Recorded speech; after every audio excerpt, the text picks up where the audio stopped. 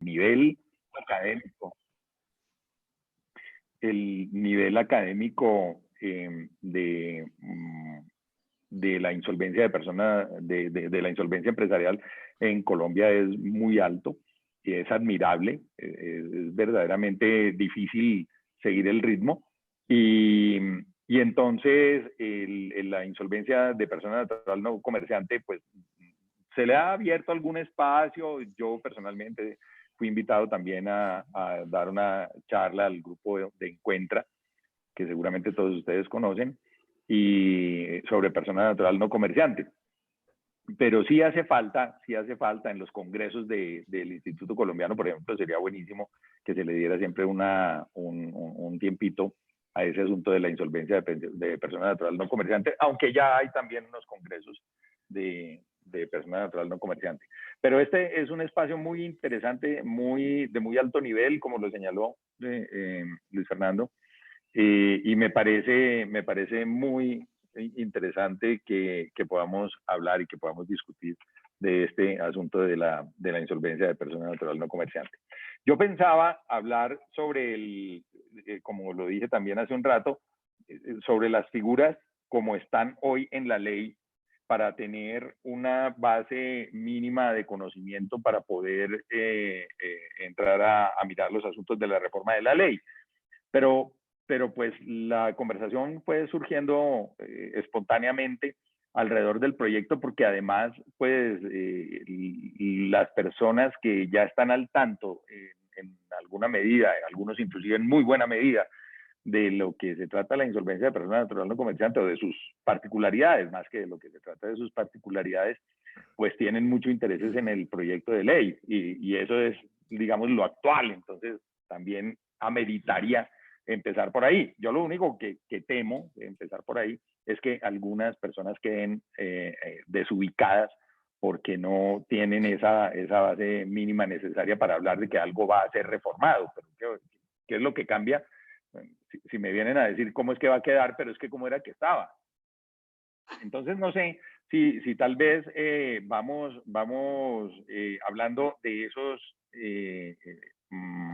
puntos específicos de la insolvencia de persona natural no comerciante y en la medida en que venga a colación o que esté siendo parte, objeto de la reforma, entonces podríamos abordar el tema de la reforma de una vez.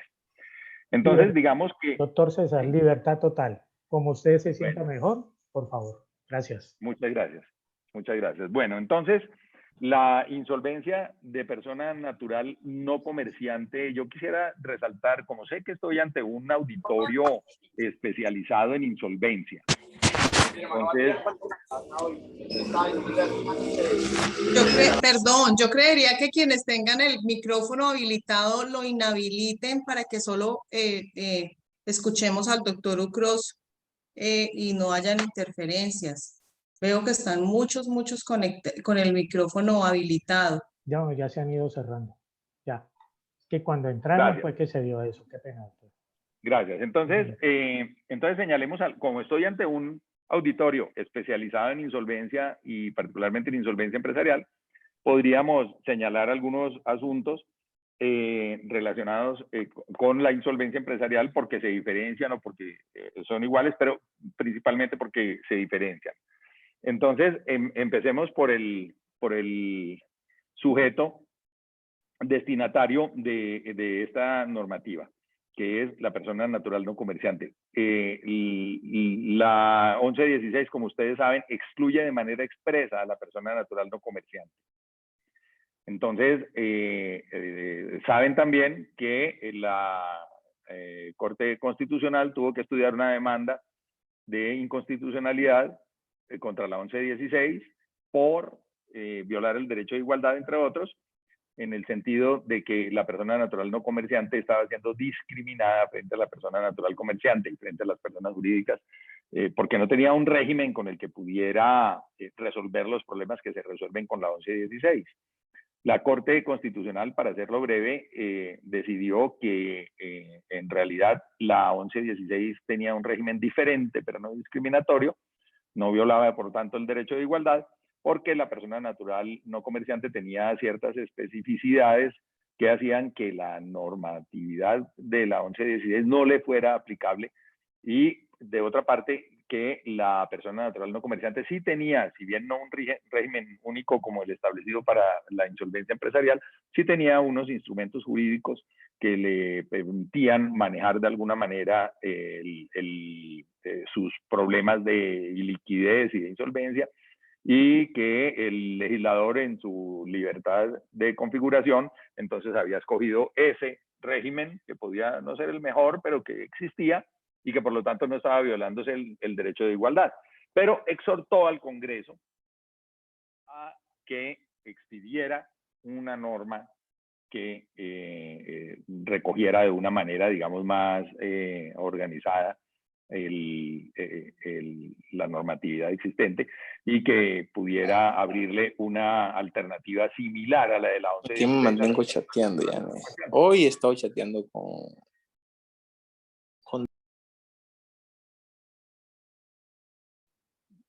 ¿Ya? Continúe, doctor, qué pena, ya le cerré el micrófono. Entonces, el gobierno nacional, exhortó al Congreso de la República, la Corte exhortó al Congreso de la República a que expidiera un estatuto, y el Congreso de la República expidió la ley 1380 de 2010, y esa ley fue declarada inconstitucional por la misma Corte Constitucional por razones de forma, y el gobierno del momento decidió que como estaba en trámite el Código General del Proceso, era oportuno incluirlo allí para mayor agilidad, para no tener que empezar desde cero, incluir ese régimen en el proyecto de ley que terminó siendo Código General del Proceso, y quedó recogido en él, entre los artículos 531 y 576, 45 artículos que conforman el título cuarto de la sección tercera del libro tercero del Código General del Proceso. Entonces, cuando se habla de ley de insolvencia de persona natural no comerciante, cuando la gente dice se acogió a la ley de insolvencia una persona natural no comerciante, yo prefiero utilizar la expresión régimen jurídico, régimen legal de la persona natural no comerciante. Por eso, porque no es una ley como si lo es la ley de insolvencia empresarial. La ley de insolvencia empresarial no trata sino de la insolvencia empresarial, la 1116. Aquí, en cambio, es apenas, 45 de los 626 artículos del Código, 627 del Código General del Proceso. Entonces, prefiero hablar del régimen jurídico, del régimen legal de insolvencia de la persona natural no comerciante. Entonces, va dirigido a la persona natural, no le gastemos tiempo a la persona natural, y que no sea comerciante. Allí tenemos unas dificultades en la práctica. Mucha gente, muchos abogados de acreedores están discutiendo permanentemente si la persona es comerciante o no es comerciante. Yo no he podido entender por qué lo discuten, porque si no es comerciante, pues entonces lo que tiene que hacer, si es comerciante, lo que tiene que hacer el conciliador es mandarlo al juez civil del circuito, como lo dice la 1116, y allá se le va a demorar unos cuantos siglos. De manera que el apoderado de acreedor que esté defendiendo a su cliente, pretendiendo mediante el instrumento de plantearle al conciliador que él no es competente porque la persona natural sí es comerciante, pues no lo está defendiendo muy bien, porque lo va a mandar a un espacio en el que el acreedor tal vez tiene peor situación de defender sus derechos. Ahora, obviamente, eso pensando en los casos grises, digamos, ¿no? Porque en los casos en los que claramente la persona es comerciante, está inscrito como comerciante y llega y en su solicitud dice que tiene un establecimiento de comercio y que además y muestra las claras. No he conocido un caso así, pero me imagino que podrá haber alguno, pues ahí sí mándelo. Y ahí sí el apoderado del acreedor diga, pero ¿este qué hace aquí?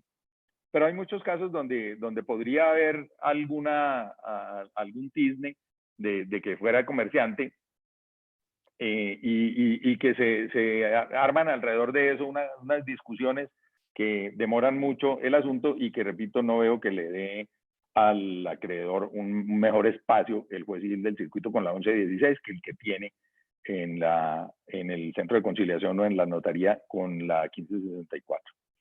Entonces, este comerciante, además de ser persona natural, perdón, este no comerciante, además de ser persona natural y no comerciante, tiene que ser que no sea controlante de una sociedad comercial. Así lo dice la norma, que no sea controlante de una sociedad comercial.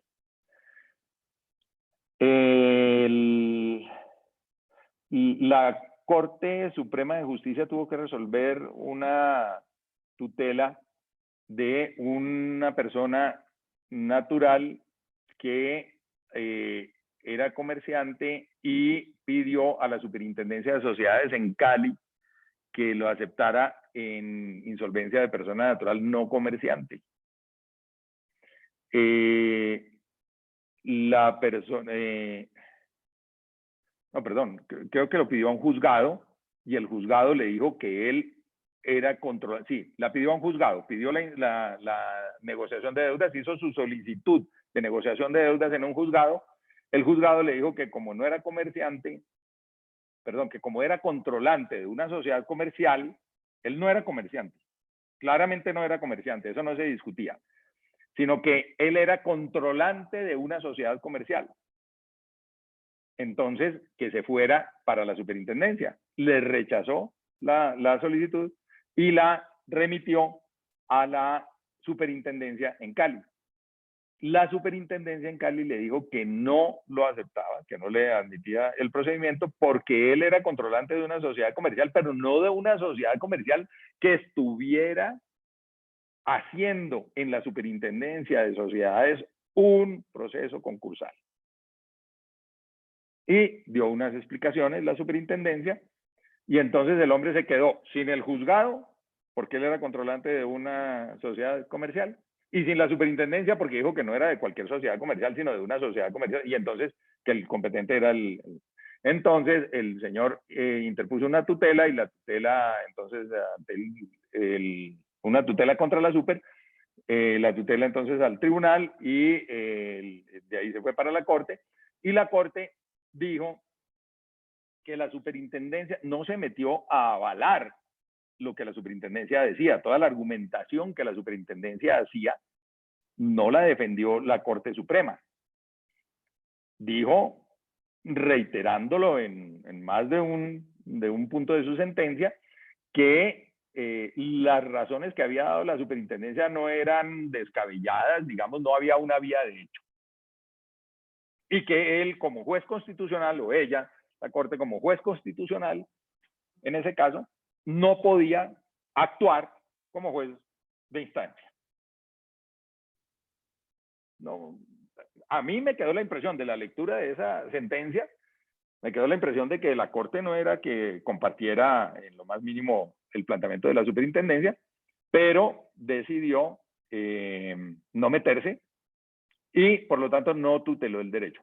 Con base en esa sentencia, la Superintendencia de Sociedades no recibe ninguna solicitud de insolvencia de una persona natural no comerciante, controlante de sociedad comercial, si no es que esa sociedad comercial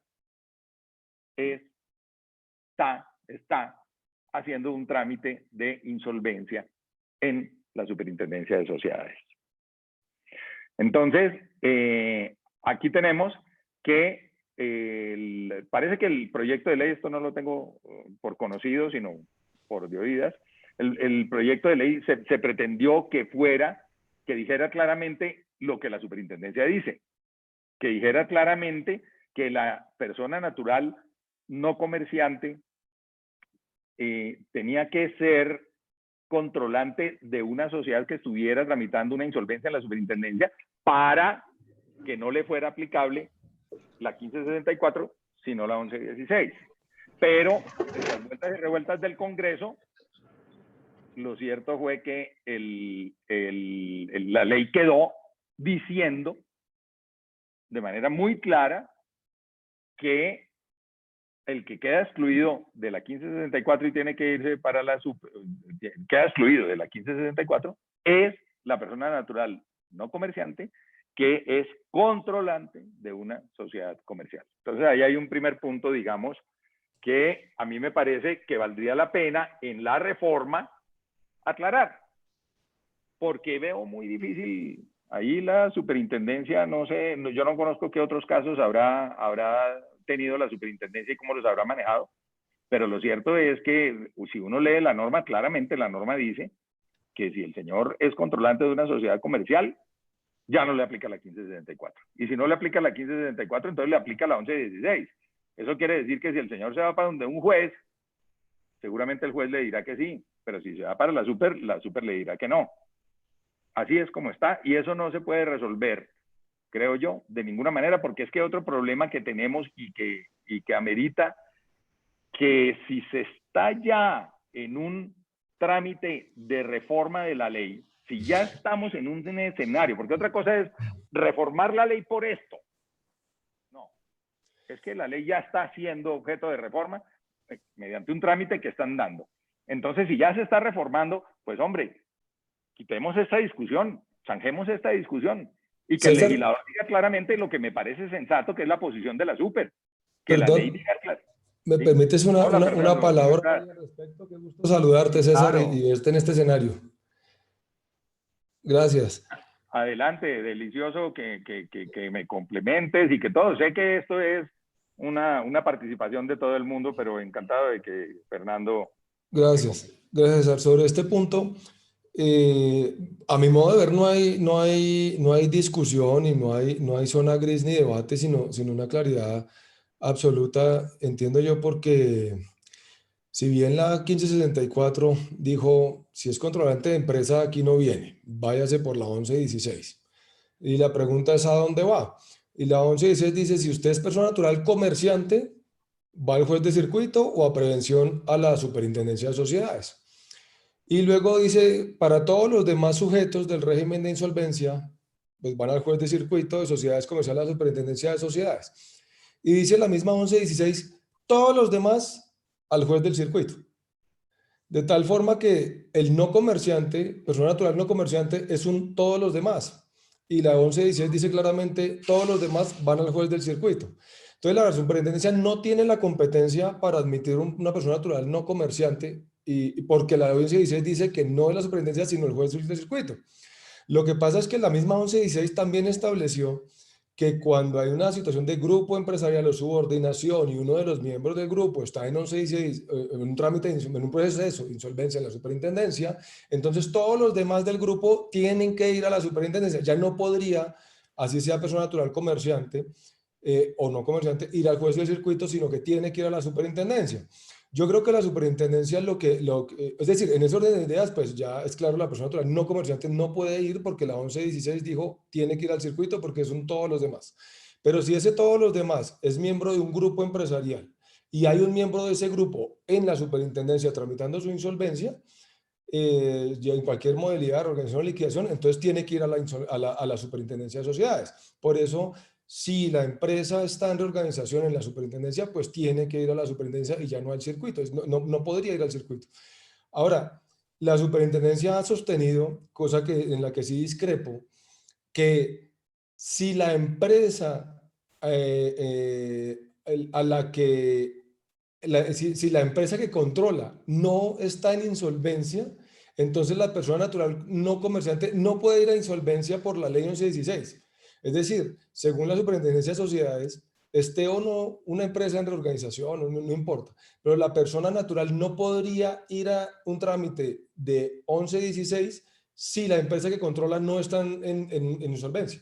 Cosa que me parece es así sin fundamento, porque la 1564 dijo si usted es controlante, no dijo si la sociedad que controla está en insolvencia, sino solo si es controlante tiene que irse por la 1116. Pero en cuanto a la competencia del no comerciante, a mi modo de ver, por lo que acabo de repasar, la tiene el juez del circuito y no la superintendencia. Eso era todo. Gracias. Pero no comprendí bien cuál es la diferencia que tenemos, Fernando, porque lo que lo que yo entiendo, creía haber dicho, pero tal vez no lo dije con suficiente claridad, es que la persona natural comerciante sí se puede ir al circuito. Dije, si alguien es evidentemente un comerciante, pues mándelo para el circuito porque allá es donde tiene que irse. Pero si la persona natural es no comerciante y es controlante de una sociedad que no está haciendo trámite ante la superintendencia, ese, según la ley 1564, debe irse para la super. Debe irse para la 1116. Debe irse para la Y ahora viene la 1116. pregunta, ¿a dónde va? ¿Al circuito o a la super? Y la misma ley 1116 dice, usted la competencia para su caso la tiene el circuito, no la super, porque la ley 1116 lo incluyó a él en todos los demás.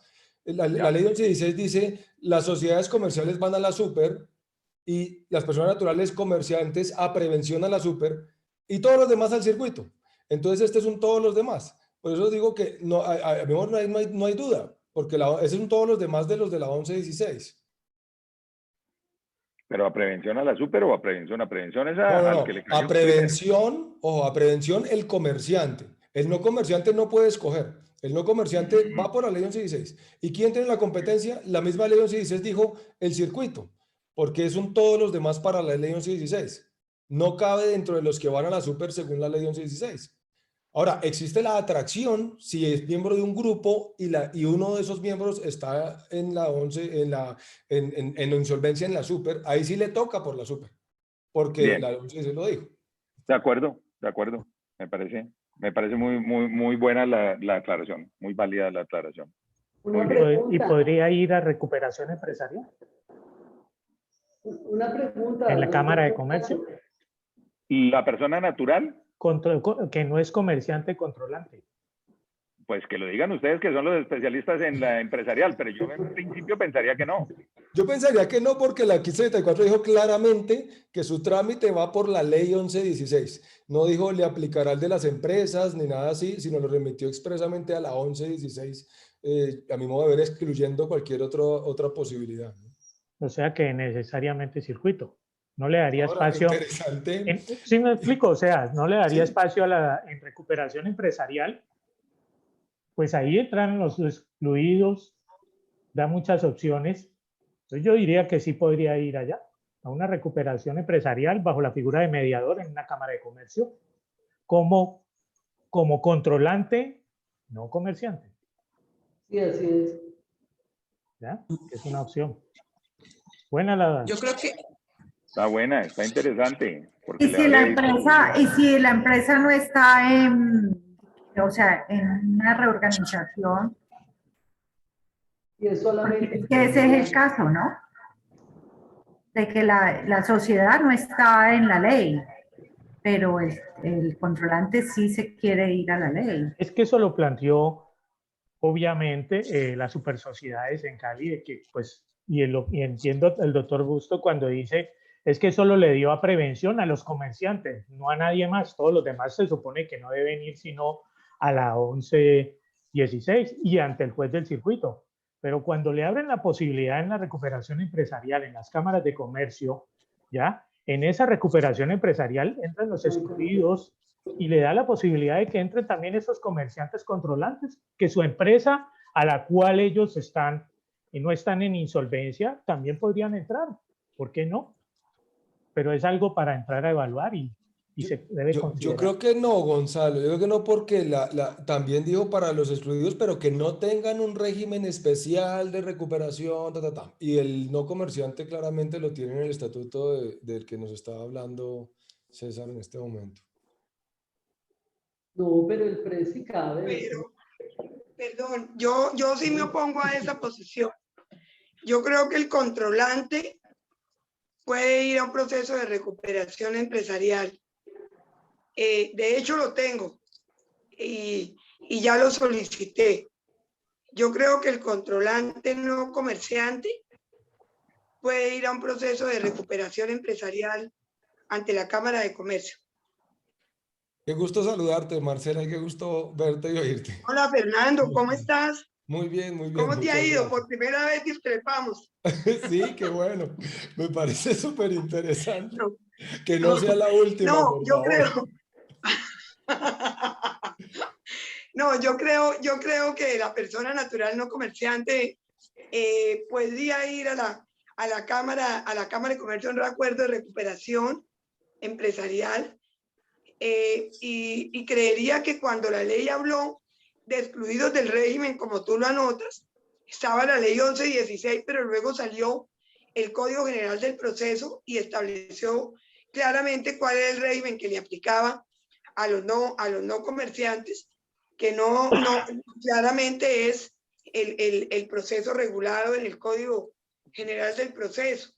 Pero creería que sí puede ir, porque fíjate que la recuperación empresarial no excluyó a la persona natural no comerciante, correcto, pero no excluyó al controlante, que puede, y dice en la recuperación empresarial, y la doctora Diana Talero, en el curso que hicimos de mediadores lo decía, dice los no excluidos del régimen, los no excluidos del régimen.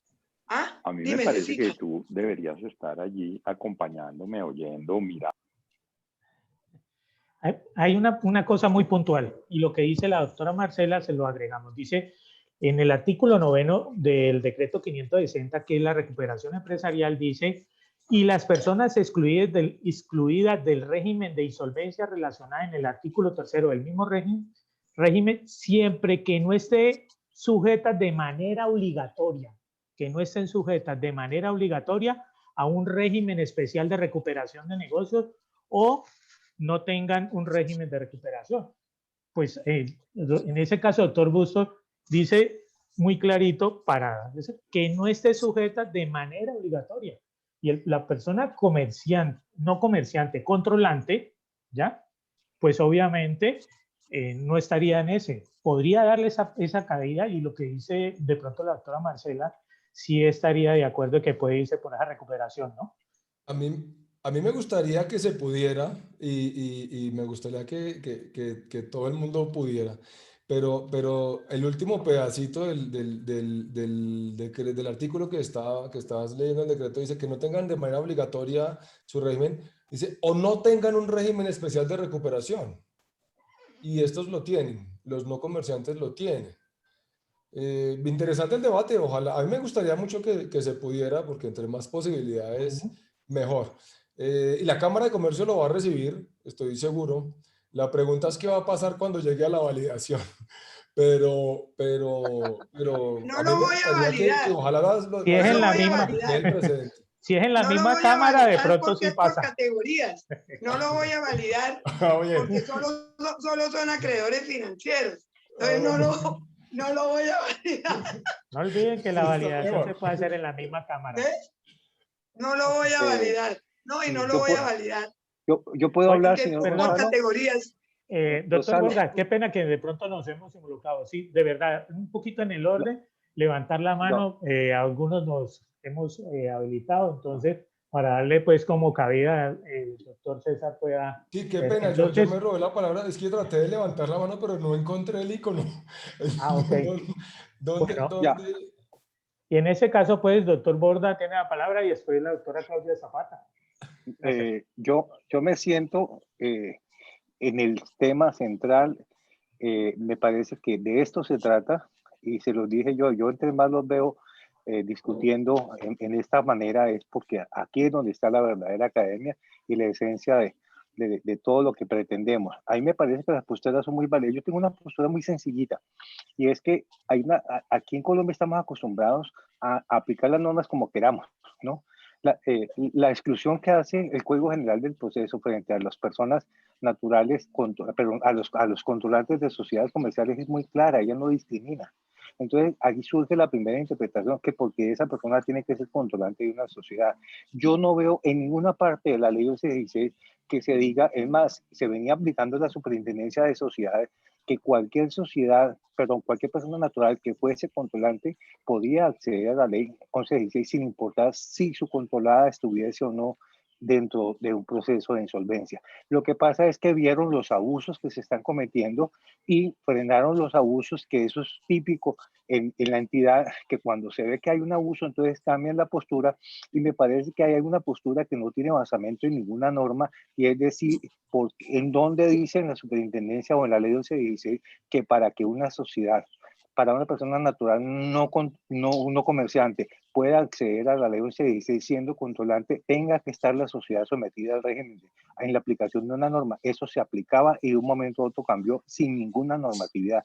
Eso es lo que yo digo, y desde que esas dos normas que se están chocando entre sí no sean cambiadas o sean de alguna manera armonizadas, no vamos a seguir en una discusión eterna con ese tema. Ok, gracias, doctor Borda. Doctora Claudia. Gracias, Gonzalo. A ver, yo sí quisiera y como que nos ubicáramos un poquito en la práctica, y no sé, doctor Ucros, usted pues que maneja tantísimos casos por allá en su ciudad y todos los que están aquí conectados que manejan insolvencia de persona natural, pero vayámonos a la práctica, y hemos manejado en Ley 1564 a muchos controlantes que han logrado tramitar su negociación de deudas con los acreedores y pasar invictos en su acuerdo de pago.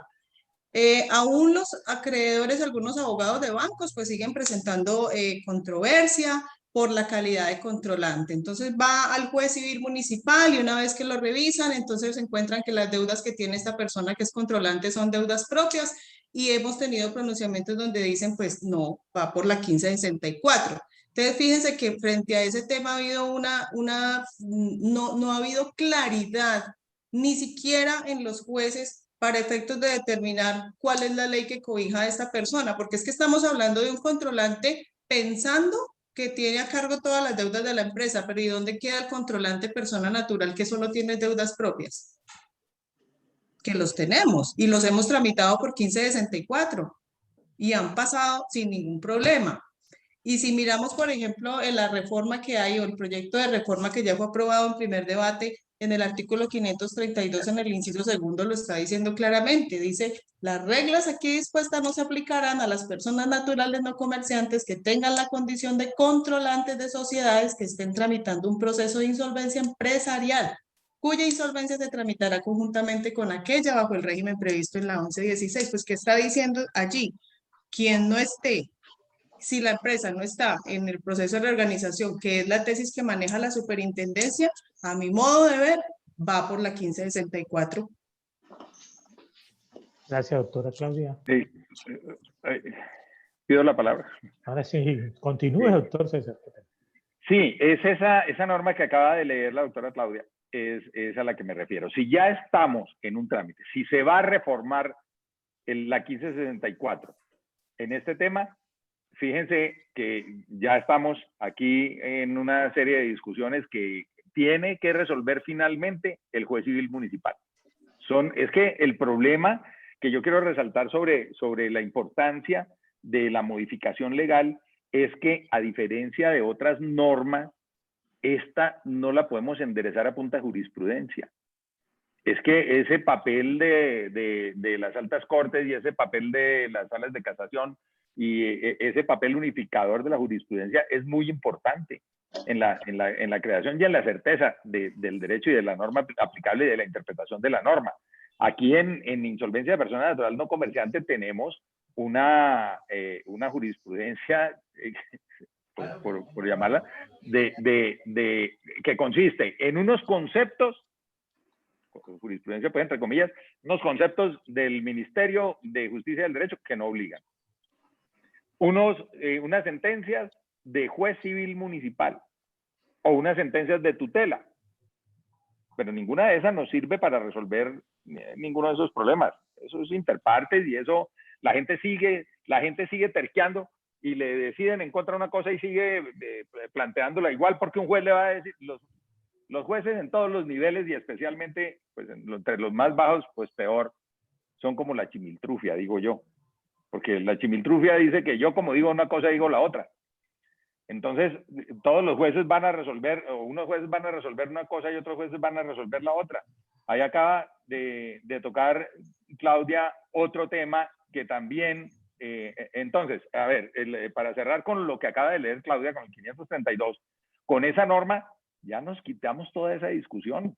Ya no tenemos que recurrir a toda la explicación que nos hizo Fernando, que me parece muy interesante y muy válida, y que creo que en eso se basa la decisión de la Corte cuando resolvió el asunto este de Cali, y en lo que se está basando la superintendencia y cómo está funcionando la cosa. Y digamos, como está funcionando bien. Bueno, sí, pero si ya hay una reforma legal, pues ponerle ese 532 me parece que ayuda.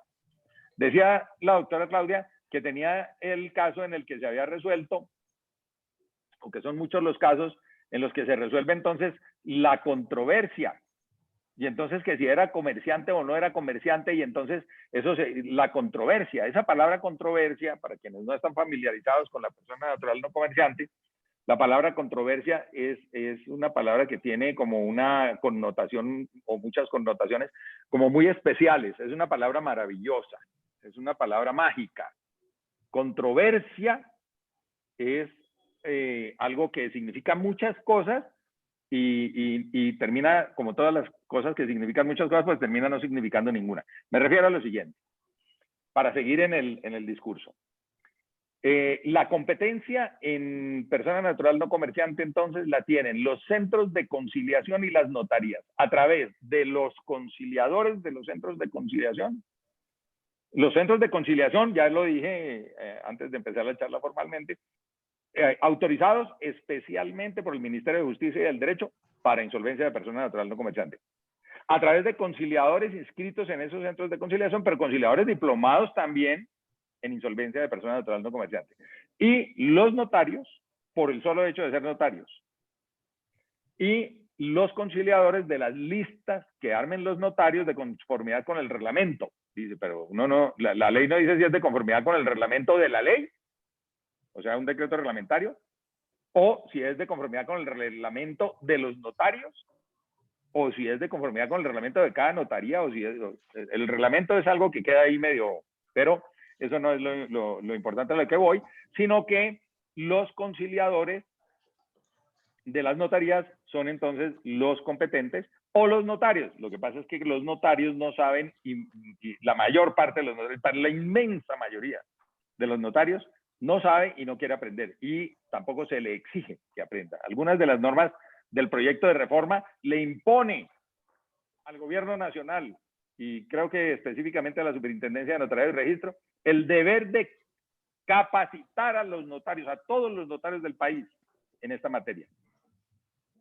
Entonces, dice que la competencia, dice el 533, que la competencia de los centros de la competencia de la negociación de deuda es de los centros de conciliación y de las notarías, y que la justicia civil ordinaria tendrá competencia para resolver las controversias previstas en este título. Por eso es que esa palabra controversia resulta tan interesante, porque el 534 dice para resolver las controversias previstas en este título. Y entonces hay personas, hay abogados que dicen que cualquier controversia, si no se logra resolver en conciliación, en la notaría o en el centro de conciliación, si no se resuelve conciliadamente, si no deja de ser controversia, cualquier controversia se va a donde el juez civil municipal, porque la norma dice cuál es el juez civil ordinario que tiene que conocerla, que es el juez civil municipal del domicilio, Entonces,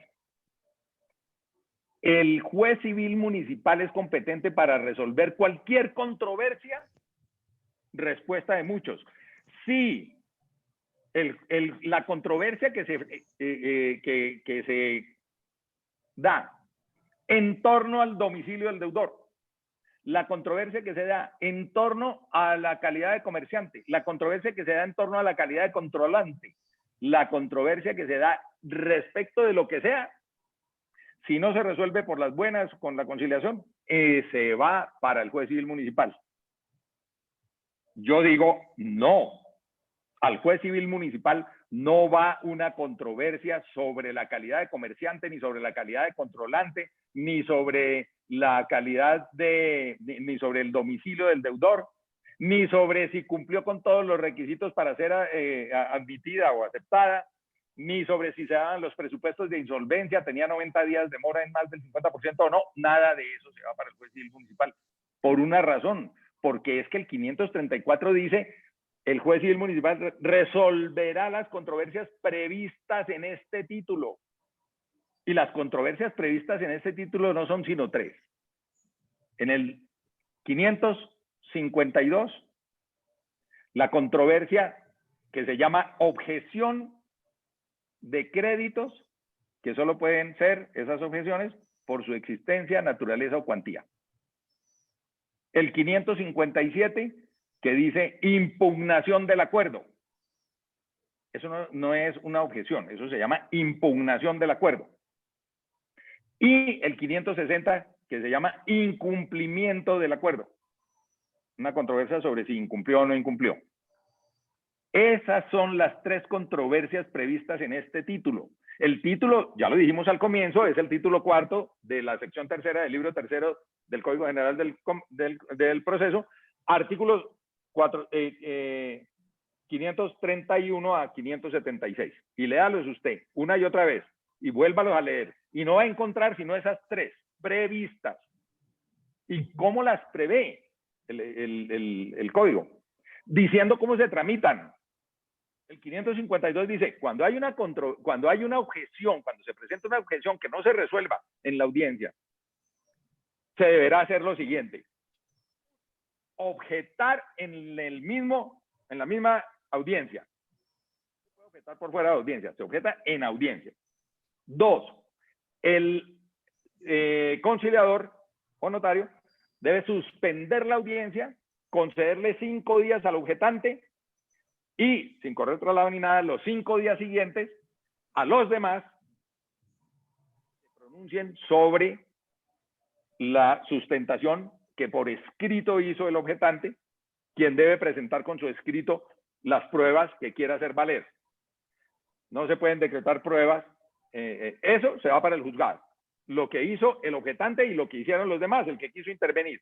Si el objetante objetó en audiencia, pero no sustentó dentro de los 5 días siguientes, se declara desierta la objeción y no se va para el juzgado. Si el objetante objetó en audiencia, sustentó dentro de los 5 días siguientes y aportó o no aportó pruebas, corren los otros 5 días, y si los demás, puede ser el objetado, el objetante puede objetar, bueno, eso lo saben ustedes, su propio crédito o cualquier otro crédito. Si el objetado quiere contestar, contesta. Si no quiere contestar, no contesta. Si el deudor quiere contestar, contesta. Si no quiere contestar, no contesta. Y eso no cambia las cosas. Se va para donde el juez. Y el juez resuelve en única instancia y sin recurso. Y sin decretar pruebas de plano. Bien, eso es lo que dice el 552. El 557 dice impugnación del acuerdo. Entonces tiene que hacerse lo siguiente: la impugnación se tiene que dar en audiencia, la impugnación no se puede dar por fuera de audiencia. Una vez se impugna el acuerdo, que es en la audiencia en la que se aprueba el acuerdo, el que impugna es el disidente, no puede objetar el ausente, solo objeta el disidente, no puede objetar, perdón, impugna, no puede impugnar quien votó a favor, impugna el disidente. Lo tiene que hacer en la audiencia. Pero él tiene los 5 días siguientes, se lo dice la norma, lo repite casi calcado de la otra, 5 días para sustentar y aportar pruebas. Corren 5 días para los demás, para todo el mundo. Si no lo hace el impugnante, entonces se declara desierta y no se va para el juez. Si lo hace, no importa si los otros contestan o no contestan, eso se va para el juez. Se decide, vuelve, si está bien el acuerdo, se cumple. Si no está bien el acuerdo, se tiene que reformar en audiencia, a la que debe citar el conciliador para ese efecto, y dentro de los 10 días siguientes tiene que hacerlo y mandárselo al juez para que el juez diga si se reformó como se debía o no se debía. Y el incumplimiento Vuelve y dice el legislador, se tiene que denunciar por escrito. Ese no es en audiencia, porque no hay audiencia. Ya se terminó, el acuerdo se está cumpliendo, está en ejecución, y él que quiere denunciar un incumplimiento, que puede ser el propio deudor o cualquier acreedor, le manifiesta al conciliador que hubo un incumplimiento, el conciliador cita audiencia, y en audiencia se decide si hubo incumplimiento o no, que se puede decidir por conciliación, digamos, están de acuerdo en que hubo incumplimiento, o si el deudor niega el incumplimiento y no acepta que él incumplió, se va para el juez, lo mismo, 5 días tiene para sustentar la denuncia de incumplimiento el acreedor, 5 días tiene los demás para contestar y se va para el juez. Ese es el trámite que se prevé en esos 3 casos. No hay ningún trámite previsto para cuando un acreedor dice, ese no es comerciante, ese es comerciante. Ese deudor es comerciante, ese deudor es controlante, ese deudor no es domiciliado aquí. No dice ningún trámite que se deba hacer. Entonces, es claro que son esos 3 y no otros los que debe decidir el juez. A mí me han dicho en audiencia, yo represento siempre al deudor, yo soy el director jurídico de Chao Deudas, la ley de tu lado, y represento siempre al deudor. Y entonces me dicen, pero doctor, ¿por qué no dejamos que eso se vaya inclusive el conciliador? Me dice, doctor, ¿por qué no dejamos que eso se vaya donde el juez? ¿No le parece mejor que lo decida un juez? Es que el conciliador, los mismos conciliadores consideran que es que el conciliador pues no tiene la misma fuerza que un juez y entonces tiene como más fuerza que lo haga un juez. ¿No le parece que es mejor? Y yo les contesté una vez, pues mire, entonces yo propongo, si de eso se trata, mandémoslo mejor a la corte. ¿No les parece mejor la corte que un juez civil municipal? ¿No sería más chévere? Ay, doctor, pero ¿cómo va a decir? No, es que claramente la corte, eso es. La misma competencia tiene la corte que la que tiene el juez civil municipal. Es decir, no tiene competencia. No es porque sea más chévere ni porque tenga más, más jerarquía o más nada. Entonces, claramente, si el legislador, si ya hay un trámite, fíjense con qué seguridad la doctora Claudia mencionó el asunto como lo más normal. Eso pasa cada rato. Cada rato abogados de acreedores, abogados de deudores y conciliadores o notarios mandan al juez una controversia. Hay controversia. Esto es una controversia sobre si el señor es o no es controlante, o sobre si el señor es o no es comerciante, o sobre si este es su domicilio o no, o sobre si se cumplieron los 90 días, o sobre cualquier otra cosa. Eso es una controversia, sin duda. Pero el 533 dice que el competente para todo el trámite, excepto las controversias previstas en este código, que son las 3 que ya dije, es el conciliador o notario. Entonces, ¿quién debe resolver si es o no es comerciante? El conciliador o notario. ¿Cómo lo puede hacer? Con las facultades del 537, que dice facultades del conciliador son tal. En ninguna parte dice resolver controversias sobre domicilio o resolver controversias sobre calidad de comerciante o resolver controversias sobre la calidad de controlante. Por lo tanto, doctor Ucros, usted está muy equivocado. Lea el 537 y verá que el conciliador no tiene esa facultad. Error. Es que la facultad se la da el 533, no el 537. El 537 le da los instrumentos. Entonces el conciliador perfectamente puede decir, señores, usted como dice, señor acreedor, que el deudor es comerciante, entonces voy a suspender esta audiencia, le voy a dar 5 días, aplique el mismo procedimiento si quiere. Le voy a dar 5 días al uno y después 5 días para los demás. Y aquí nos vemos tal día a tal hora y yo resuelvo. Eso es lo que tiene que hacer un conciliador. A mí me parece eso clarísimo. Por supuesto, en derecho, como en todo en la vida, pues cualquiera puede decir lo que se le ocurra. Eso es lo que a mí se me ocurre. Me parece clarísimo. No sé, doctora Claudia, Doctor César. Doctor, venga, yo quisiera Un que le momentico. diéramos el uso de la Sí, palabra al doctor perdón. Sanabria, Un que me está momentico, escribiendo. doctora Claudia, ya le vamos a dar el uso de la palabra al doctor César. También pidieron la palabra también el doctor Fabio Castaño. Entonces le damos el uso de la palabra al doctor Camilo Sanabria, bienvenido, y espera al doctor Fabio Castaño para que... Yo ya, Gonzalito, ya hablamos del aporte que pensaba hacer. Muchas gracias. Ok, gracias. Entonces, doctor Camilo, bienvenido. Muchas gracias, muy amables. Cordial saludo para todos ustedes, colegas, creo que en su gran mayoría son caleños. Por aquí un paisita que se les infiltró gracias a la invitación de la doctora Claudia. Pues no, lo que yo quería, hace un rato que yo quería como hablar, pero aquí el Zoom mío no tiene como levantar la mano y no ha querido pues hacerlo de forma abrupta. Entonces yo solo quisiera hacer referencia como a dos temitas puntuales. Pues uno, frente al tema de la competencia que se hablaba hace un rato, a mí sí me quedan serias dudas sobre la competencia del juez del circuito y contrario a los pronunciamientos de la Superintendencia de Sociedades, yo también apunto más a la interpretación que el doctor Fernando Bustos acertadamente exponía hace un momento, y es que realmente la competencia debe asumirla cuando en el caso de los controlantes, la Superintendencia de Sociedades, esté o no esté la sociedad en un proceso de, llámese, reorganización o de liquidación judicial. ¿Esto por qué? Pues si miramos claramente la norma, pues por una parte tenemos que el régimen de insolvencia de la persona natural no comerciante claramente excluye de forma expresa a los controlantes. Y si nos vamos a la ley 1116, cuando remite al juez civil del circuito, está remitiendo a todos aquellos deudores que para el caso de las personas naturales tienen la calidad de comerciantes o aquellos deudores que no estén excluidos de la ley.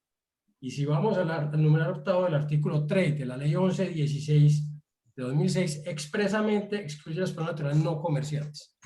Dicho de otra forma, no pueden estar sujetos a la ley 1116 en principio las personas naturales no comerciantes, salvo por el caso de los grupos empresariales, como le entendí al doctor Fernando Bustos, y creo que le entendí bien, y comparto esa posición, y tampoco puede un juez de circuito dar la aplicación al régimen de insolvencia por una natural no comerciante, porque se excluyen precisamente los controlantes. Bueno, eso era lo que tenía que ver con el tema de la competencia del juez de circuito, que yo sinceramente pues difiero en cuanto a que un juez de circuito tenga competencia para conocer del proceso de insolvencia de una persona natural no comerciante controlante. Por lo demás, en cuanto a la apreciación de las controversias hechas por el doctor César, estoy totalmente de acuerdo y simplemente creo que habría que tener en cuenta también las controversias en cuanto a la reforma del acuerdo y el cumplimiento del acuerdo.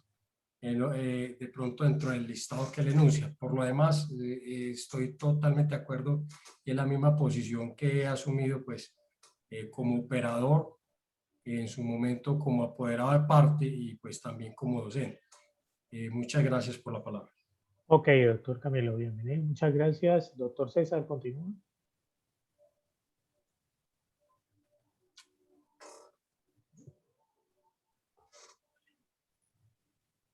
Listo, doctor César. Gracias. Se me...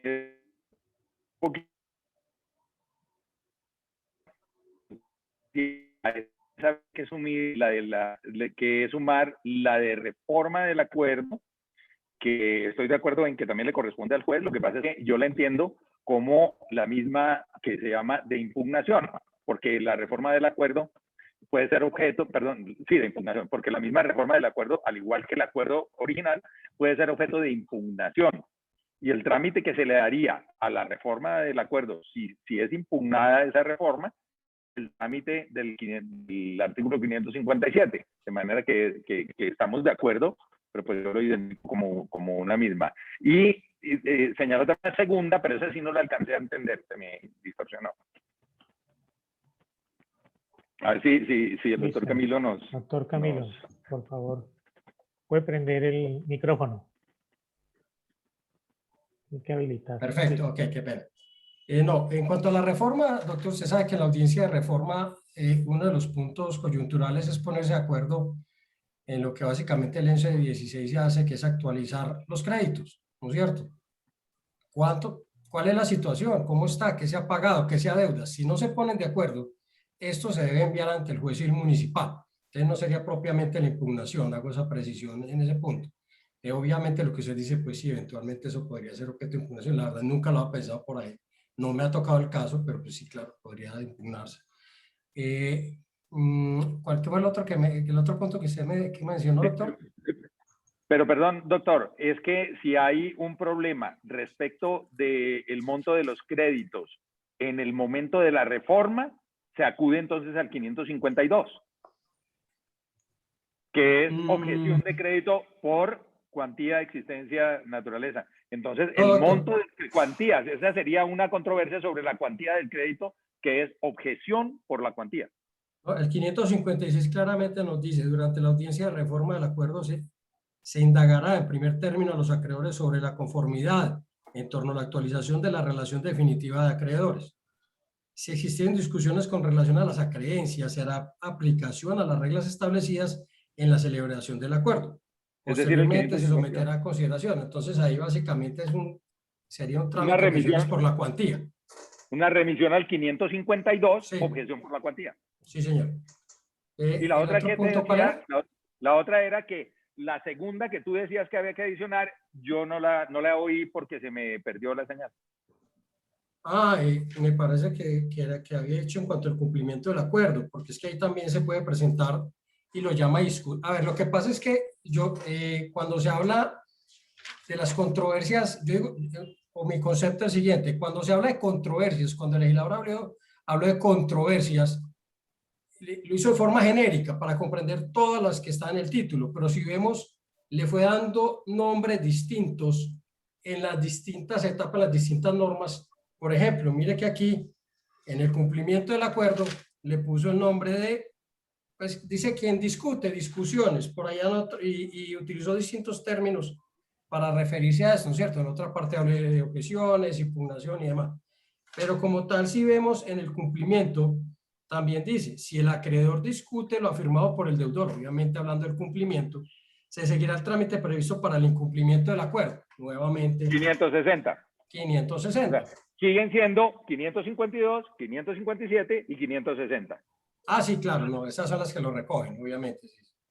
Y es importante, yo simplemente añadiría, y usted ahora que dice algo bien importante, yo creo que quienes tengamos la calidad de operadores, de conciliadores en insolvencia, lo primero que tenemos que tener es pantalones.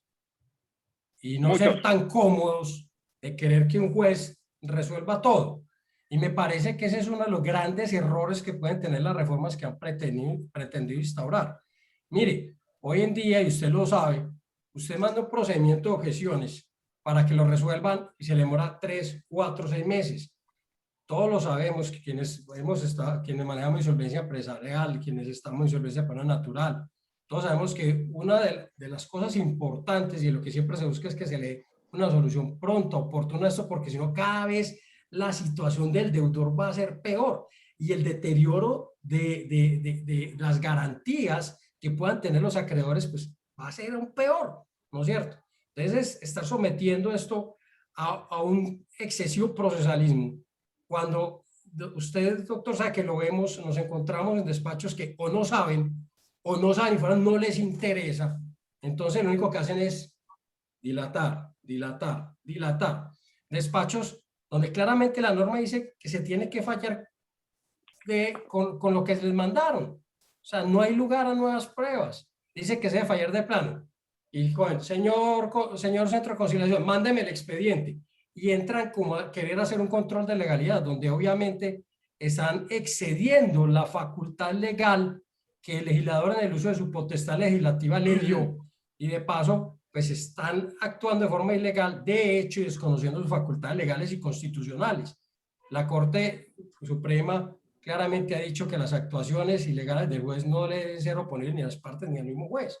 Entonces estamos entrando en unas situaciones de hecho donde esta gente quiere entrar a ser un juez de segunda, y si fuera de eso, quienes tenemos la calidad de conciliadores. Vamos a ponernos a que el juez resuelva cuanta cosa le manden, pues seguramente el juez se va a pronunciar y seguramente el juez va a entrar a resolver, pero en un exceso de competencia, lo cual para mí es una actuación de hecho, de forma flagrante, porque está excediendo la facultad legal y constitucional. El juez no es un juez de instancia. El juez en el proceso de negociación de deudas es un juez que entra simplemente a resolver una cosa incidental, ¿sí? Casi que podríamos decir que son incidentes, ¿sí? Dentro del proceso, dentro del procedimiento de negociación de deudas. Y entonces aquí es bien importante aclarar algo, y es que para mí la negociación de deudas es un procedimiento que hace parte de un proceso, ¿sí? Un proceso de insolvencia, pero no comerciante, que tiene básicamente dos procedimientos generales: el procedimiento de negociación de deudas, que es un procedimiento necesario y que siempre se presentará, que está en cabeza del operador conciliador en insolvencia, ¿sí? Que eventualmente para temas incidentales y puntuales tendrá conocimiento el juez civil municipal, y un procedimiento adicional, no, un nuevo proceso, que es la liquidación patrimonial, ¿sí? Y ahí es donde uno entra a ver que, y por algunas de las jurisprudencias pues, que he visto, o algunos antecedentes judiciales de Cali, donde realmente uno ve que se le da un tratamiento igual al proceso de liquidación, que básicamente lo están tomando como si les estuvieran presentando un nuevo proceso, muy forma de demanda, cuando esto no es así, ¿sí? Ahora, pues ya vendría acá discusión de que por lo menos yo personalmente pienso que esto es simplemente un procedimiento de carácter jurisdiccional desde su principio, por eso su naturaleza la adquiere incluso por el mero hecho de estar en el Código General del Proceso. Si miramos el artículo 1 del Código General del Proceso, claramente ahí no dice que regulen trámites o procedimientos administrativos. Vean el artículo 1, ahí claramente dice que regula ¿qué? Procesos judiciales, ¿sí? Y sabemos que en el caso de los conciliadores no es gratuito que el legislador haya puesto un conciliador a que fuera el operador del procedimiento de negociación de deudas. Eso no es gratuito. Es que la Constitución política dice que se podrán delegar funciones jurisdiccionales transitorias. ¿Entre ellos a quién? A los conciliadores. Eso lo tenemos claro de la ley 640, ¿sí? Y aquí es simplemente aplicación de eso. Entonces creo que quienes tenemos la calidad de operadores tenemos que tener la conciencia de que estamos de forma transitoria, con facultades muy limitadas, porque también hay otros que se les va la mano y ya creen pues que son pues unos jueces permanentes. Transitorias, limitadas y puntuales, estamos ejerciendo una función jurisdiccional. Y como usted lo decía hace un momento, precisamente por eso podemos hacer controles de legalidad. Precisamente por eso, cuando se presentan otra clase de objeciones, somos nosotros los llamados a hacer control de legalidad. Lo que usted hace un momento lo esbozó es perfectamente viable. Aquí en Medellín hemos tenido antecedentes. Recuerdo muy bien un proceso en el que actué fue como apoderado de parte, donde se discutió incluso sobre la calidad de comerciante, si no, mal no recuerdo, del deudor. Hubo control de legalidad por parte de quien obraba como conciliadora en ese momento.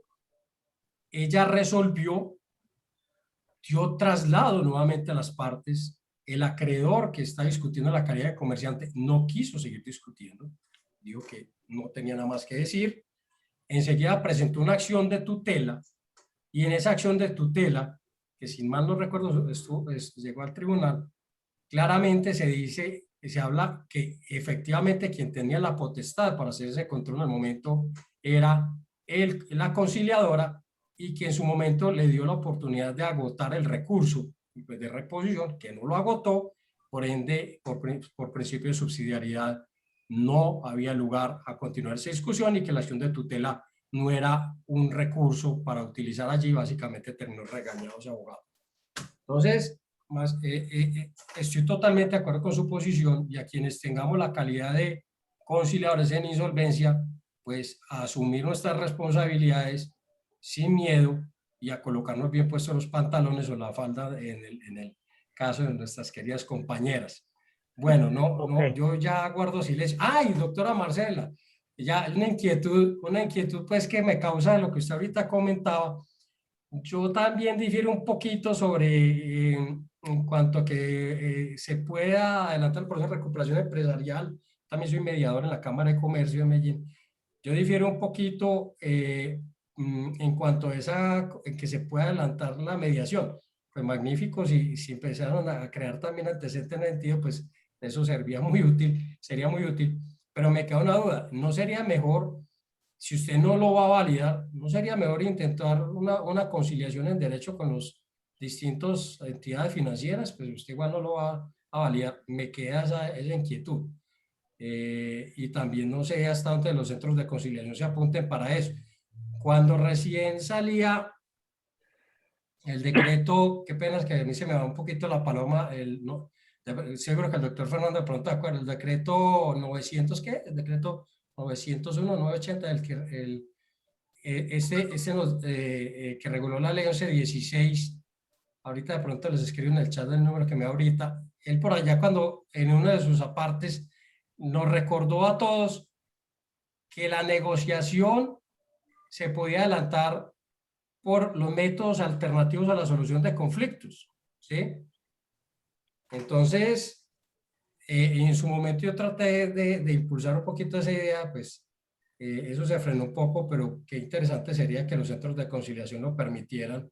Pues si esto simplemente va a ser una negociación, una conciliación, porque yo no podría citar a estos distintos acreedores a una conciliación en derecho, si mi interés no es llegarlo a validar. Cuando recién iba a salir ese decreto, un poquito antes de que empezara a regir, se citó una conciliación en derecho donde yo fui conciliador y precisamente se citó a varias entidades financieras a esta conciliación en derecho y pues la solicitud fue muy similar a una solicitud de negociación de deudas y de hecho quienes asistieron en representación de la entidad financiera fueron apoderados en procesos de insolvencia. O sea, desde las mismas entidades le vieron como el carácter de que esto apuntaba más a un proceso concursal por la forma en que se hizo la solicitud. Y pues realmente no se terminó en conciliación, pero porque la negociación fue tan buena de forma individual que terminaron desistiendo de la conciliación, pero terminaron arreglando con unos acuerdos muy interesantes para esta persona natural comerciante y terminó dándole un trámite muy parecido al de insolvencia de forma natural. Ahí les cuento pues esa experiencia pues y ya me toca ya porque me quedé con la palabra. Muchas Gracias, doctor Camilo.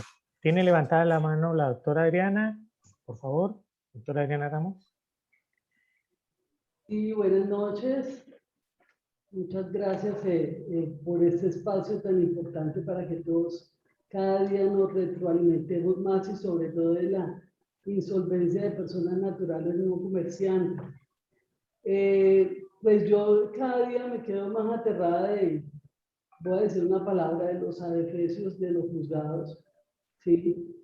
y de algunos conciliadores, y que le seguimos el juego también a fallos de tutela que ni siquiera deberíamos de volver a replicar en nuestros trámites, como el famoso también fallo de tutela de aquí en tribunal, donde se negó el descargue de deudas por insuficiencia de bienes, entonces todos los apoderados de los bancos lo siguen repitiendo, y creo que no se debe, o sea, se debe de replicar simplemente sentencias de la Corte Suprema, de la Corte Constitucional, ¿sí? Que de verdad sí tengan un precedente, pero no de juzgados como tal, ¿sí? Entonces me preocupa, pongamos mucho lo que está pasando ahora, y es que se envía un trámite a que se resuelva una objeción y el juez anticipadamente, sin haberse firmado ni siquiera un acuerdo o se haya fracasado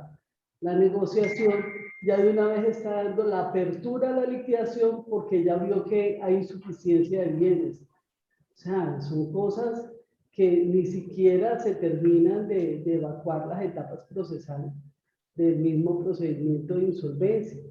O en el caso de las reformas del acuerdo, donde el acreedor que denunció el incumplimiento, no paga las expensas que trae el decreto 2677 del 2012 en su artículo 33, y entonces el conciliador automáticamente, porque no pagaron las expensas, lo manda inmediatamente a una liquidación sin haber agotado esa audiencia de reforma que es tan importante. Entonces, vamos, yo tuve un caso en el que se mandó directamente al juzgado, menos mal lo pude subsanar a tiempo, ¿sí? Pero lo enviaron sin haber notificado al deudor porque ya había cambiado de domicilio y el deudor ya había pagado unas acreencias.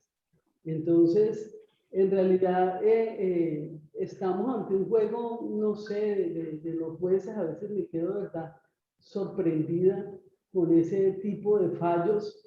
O sea, la insolvencia se volvió elitista en este país, ¿sí? Porque el que no tenga bienes, pues no puede acudir a un trámite de insolvencia y a un descargue de deudas como tal, ¿sí?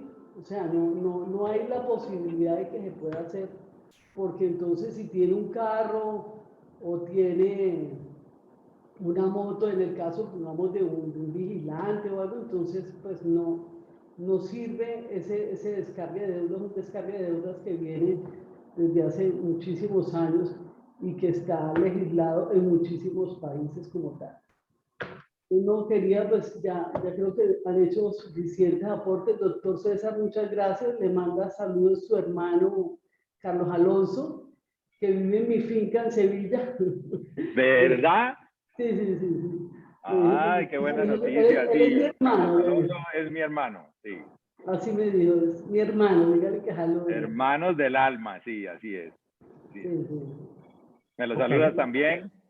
Por favor. Claro que sí, con muchísimo gusto. Listo. Gracias, doctora Adriana. Bueno, básicamente, doctor César, normalmente nosotros trabajamos 2 horas promedio, 1 hora, entre 1 hora y 2 horas, ya se va acercando las 7 de la noche, pero pues es un tema que ha sido bien interesante, se le ha dado una dinámica muy importante y sería bueno que el doctor Borda, que tiene a cargo todo el esquema de esto, quiere hacer algún comentario.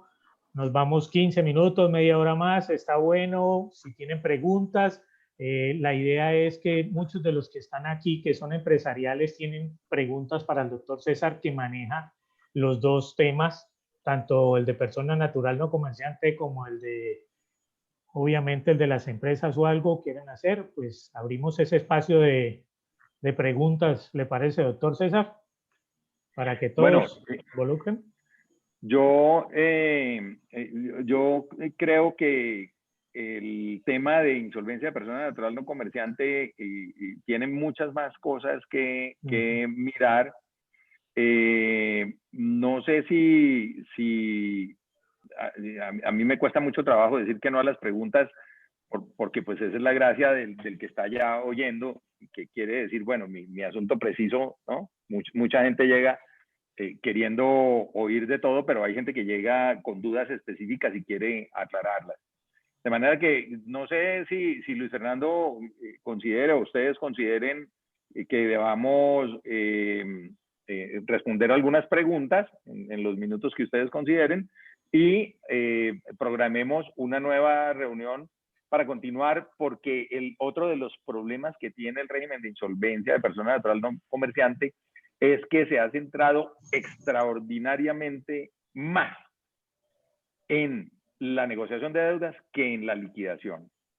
Y desafortunadamente la parte legislativa más deficiente está en la liquidación, donde más cosas importantes puede hacer el proyecto de ley que se está tramitando en el Congreso es en la liquidación. Hay una serie de deficiencias muy importantes que sería muy bueno poder poner en conocimiento de este grupo de contertulios que aprecian ese tema.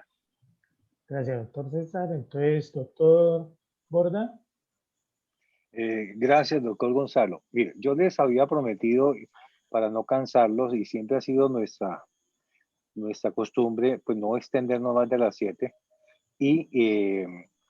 Pero a mí me parece que el debate está demasiado interesante. Yo les confieso que he aprendido más en todos los seminarios aquí que en los seminarios a los que he asistido, y realmente se están puntualizando las grandes fallas, las grandes falencias que tiene este régimen y que vivimos día a día. Yo me acuerdo que alguna vez Claudia Zapata decía, por supuesto que nosotros los abogados tenemos que documentarnos, porque normalmente el deudor llega solo y lo destrozan en la audiencia, lo desbaratan. O sea, sobre todo el sector financiero tiene un equipo de abogados muy bien preparado, y llega el pobre deudor a tramitar una ley y lo destruyen, pero jurídicamente, por supuesto. Entonces, lo que tenemos que hacer nosotros es prepararnos precisamente para, en algún momento, si representamos a alguien, lo hagamos con todos los detalles y con toda la profundidad del caso. Yo les propongo que continuemos el próximo viernes, hagamos este propósito, porque yo creería que el doctor César, yo creo que no va ni por la mitad del tema. Plenamente de acuerdo. Plenamente de acuerdo. Qué pena que interrumpa. Sí, doctor. Sí, doctor, estamos de acuerdo, estamos de acuerdo. Plenamente de acuerdo.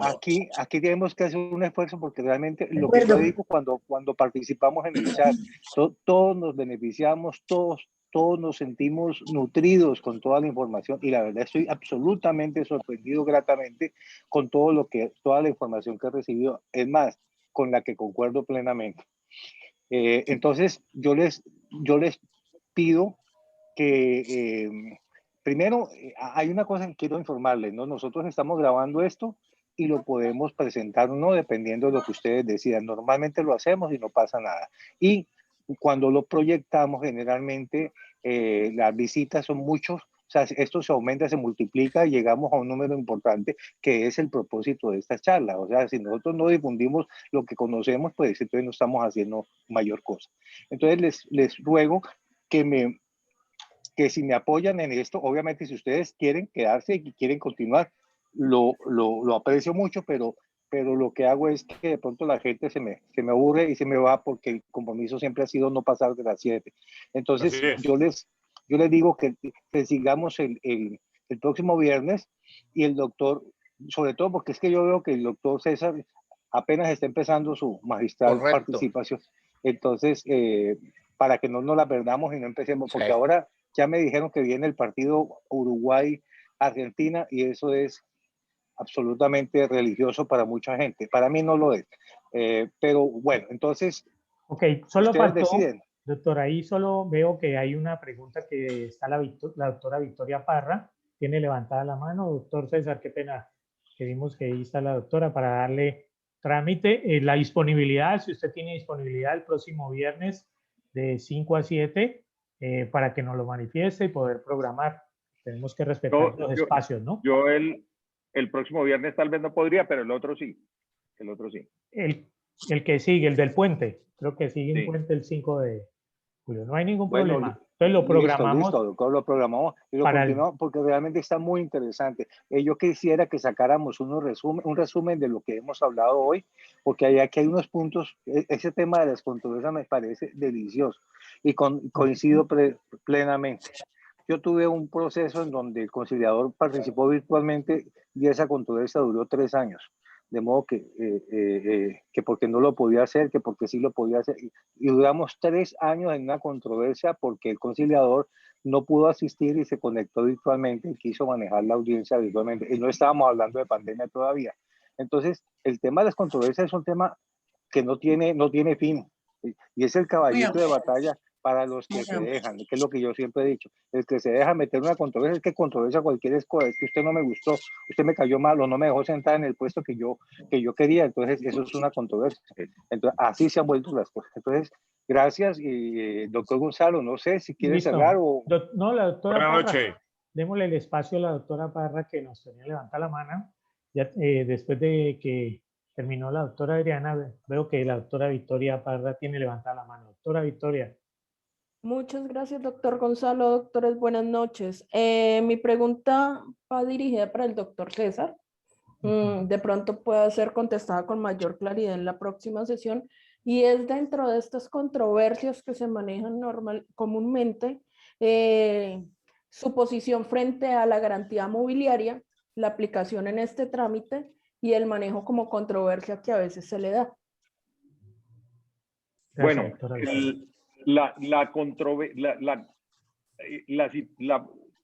el problema de la garantía mobiliaria en insolvencia de persona natural no comerciante solo puede dar lugar a controversia propiamente, a controversia dentro del trámite de la negociación de deudas respecto de si eso no es una garantía mobiliaria y, o sea, naturaleza y obviamente existencia y cuantía, ¿cierto? Como cualquier otro crédito, pero pues si existe, si es su clase y cuánto es, como controversia.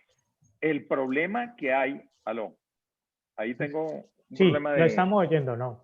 Va bien, ¿sí? doctor. Sí. El problema que se genera es un problema de hecho, que es que el acreedor con garantía mobiliaria que quiere hacer parte del trámite, y esa ha sido realmente en los casos en que nosotros hemos representado al deudor, la posición de los acreedores de las entidades financieras, siempre ha sido participar en las negociaciones de deudas, asisten, discuten y si ven una buena posibilidad de acuerdo, lo votan favorablemente, inclusive en algunos casos con mucha generosidad de su segunda clase, permitiendo a veces que la quinta clase se comience a ser pagada desde al mismo tiempo con la segunda clase, posición que no es tan fácil encontrar en los acreedores de la tercera clase y que ayuda muchísimo a que se aprueben los acuerdos, porque un acreedor de la quinta clase que le toque esperar 2 años o 3 años o 4 años a que sean pagadas la primera o la segunda, no van a votar favorablemente el acuerdo y entre ellos pueden sumar más que la mitad de los votos. Pero otros acreedores con garantía mobiliaria lo que hacen es ir a donde el juez para decirle que el deudor, o pues llaman al deudor primero y le dicen que el acuerdo de pago, pero si no, se van y hacen el cobro directo y logran que el juez expida la orden de captura del vehículo, digamos por caso, y eso pues dificulta mucho el acuerdo. El conciliador le envía a ese juez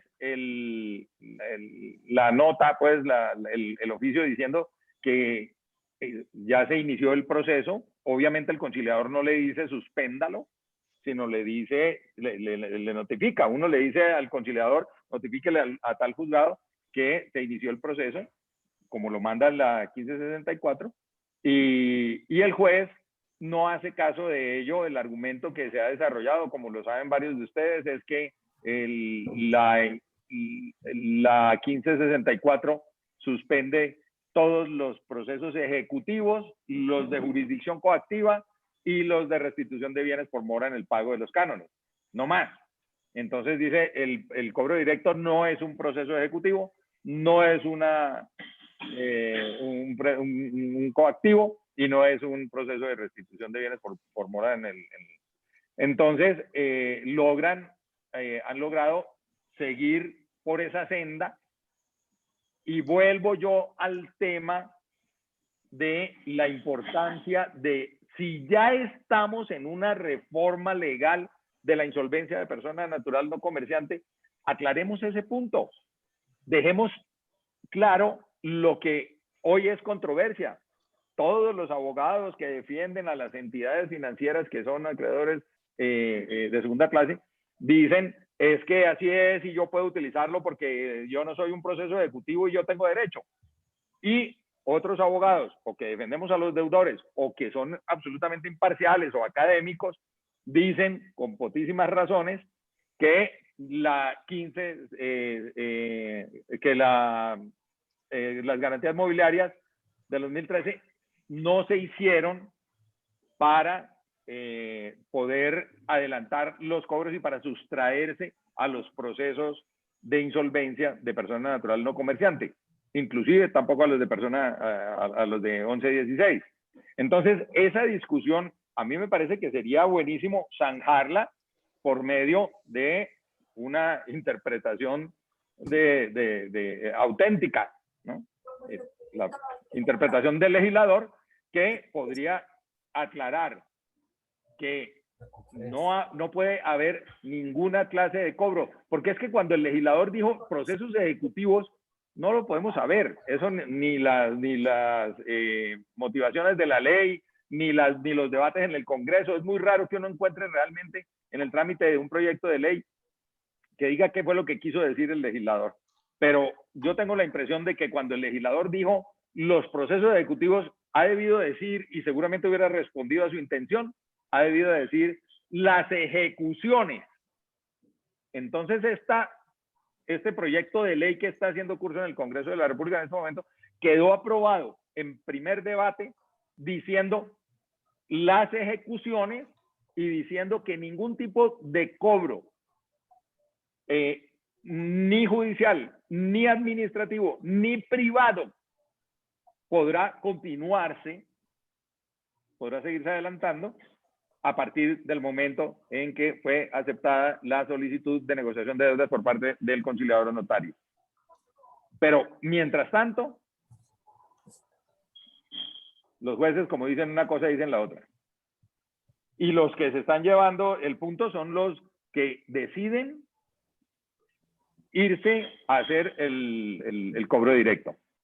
Uno logra, y reitero que he tenido, no sé, la suerte tal vez, de contar con que los acreedores que tienen esas garantías no hayan pasado por encima del deudor y hayan participado en acuerdos que siempre ellos exigen que sean a menos de un año, siempre a menos de un año. Es muy difícil lograr que un acreedor de segunda clase acepte que se le pague más allá de un año, aunque también hay casos, Buen dato. ¿Alguna otra pregunta que quieran? Por favor, levantar la mano. Si no, para darle ya espacio, dentro de 15 días volvemos a compartir con el doctor César, nuevamente de 5 a 7. Creo que no hay más preguntas. ¿Ya? ¿Es correcto? Bueno, doctor Borda, para su cierre. Doctores, muchas gracias. Perdón, muchas gracias, doctor César. Doctor Borda, ahora sí, gracias. Colegas, muchas gracias. Me voy henchido de emoción porque logramos el propósito es integrarnos como amigos. Recuerden que tenemos pendiente una ida a los termales del otoño que se aplazó para comienzos de marzo por razones obvias, porque tenemos la prioridad del Congreso en Cartagena con el instituto y también nos vamos a ver allá y vamos a seguir compartiendo estos escenarios. Recuerden que el chat del grupo está abierto para los que quieran participar, los que quieran discutir, si quieren. Este es un espacio de todos. En el grupo Encuentra, donde yo también honrosamente participo, se dan a veces debates rápidos, debates, de repente surge una idea y salen y se conectan y discuten el tema. Aquí lo podemos hacer también. A veces los veo que están bien encarnizados con un tema y yo digo, qué bueno hacer un debate, pero no lo hago por prudencia. Pero también tenemos esa posibilidad, no solamente de hacerlo periódicamente en determinados días, sino que si de pronto surge un comentario sobre algo en particular, también podamos hacer chat. Y esto lo manejamos todos. Repito, esto no es mío, no es de Gonzalo, no es de Alba Lucía, no es de Marcela, no es de Claudia, no. O sea, aquí somos muchos los más entusiastas, pero realmente esto es de todos y yo creo que vamos muy bien, vamos por buen camino y tenemos, más adelante les voy a dar una sorpresa con una charla súper buena y en la medida en que ustedes quieran tomar el espacio, son totalmente bienvenidos. Me da pesar es que se quedó mucha gente por fuera, mucha gente muy connotada no participó hoy, pero dentro de 15 días creo que van a estar. Luis Fernando, una sugerencia. ¿Están oyendo? Sí, perfecto, doctor. Es que estoy viendo en el chat que hay muchas personas interesadas en la sentencia del tribunal del 15 de mayo negando, o mejor dicho, revocando la decisión del juez del circuito que había ordenado al juez civil municipal aceptar la liquidación de la señora Catalina Villegas. Ese caso es emblemático, es paradigmático y es aterrador, porque el tribunal está en esa decisión intimidando no solamente a todos los deudores que quieran irse a una liquidación, sino a los conciliadores o notarios que les acepten la solicitud de negociación de deudas cuando no tienen bienes o cuando son muy pocos para el pago de los pasivos. Los está intimidando enviándolos a la fiscalía, compulsando copias a la fiscalía para que los investiguen. Eso creo que hace que el pobre pueblo caleño, que está sufriendo todo lo que está sufriendo en estos días, tenga que sufrir todas las consecuencias de la pandemia y de lo que está sucediendo hoy, tenga que sufrirlo sin poder acudir a esta norma por el temor que está generando el Tribunal de Cali. Me parece que esa sentencia que varios están pidiéndole al doctor Albeiro, que la mencionó, Albeiro Restrepo, que la mencionó en el chat, le están pidiendo que la manden. Sí, yo creo que la tenemos varios, esa sentencia la tenemos varios, se la están pidiendo a Albeiro, pero pues cualquiera de nosotros la puede proporcionar, porque sería muy interesante que la leyeran los que están interesados y que pudiéramos debatir sobre eso ya con conocimiento de la sentencia. Yo pensaba tocar el tema en la parte de la liquidación, de la apertura de la liquidación, que eso es donde llega. Pero como no se llegó a ese punto, pues me alegra que cuando lleguemos a él puedan los contertulios estar informados detalladamente. Doctor César, hay ahí dos preguntas, doctora Patricia Guerrero y doctora Adriana Ramos. Creo que estaban levantando la mano. Muchísimas gracias, doctor Gonzalo, a todos ustedes, al doctor César, al doctor Luis, que me permitieron participar en esta charla tan interesante el día de hoy. Conozco varios de ustedes aquí, la doctora Adriana, el doctor Gonzalo. Me encanta reencontrarme en este mundo de la virtualidad con todos ustedes. Ustedes han tocado varios aspectos fundamentales aquí. Yo ejerzo en la ciudad de Cali como asesora de los deudores. Soy una defensora aguerrida del tema de la insolvencia de la persona natural no comerciante, porque veo que es una norma que permite de una manera muy sencilla hacer un trámite procesal amigable para todos los acreedores y para los deudores, en beneficio de ambas partes. Me encantó el tema de las controversias y en relación con el tema de la apertura de la liquidación patrimonial. Hemos sido víctimas de el sabotaje. Yo utilizo esa palabra porque yo considero que el Tribunal Superior de Cali está, con todo el respeto que merecen las personas que elaboran allí y que toman estas decisiones, están saboteando el proceso de insolvencia en esa etapa procesal.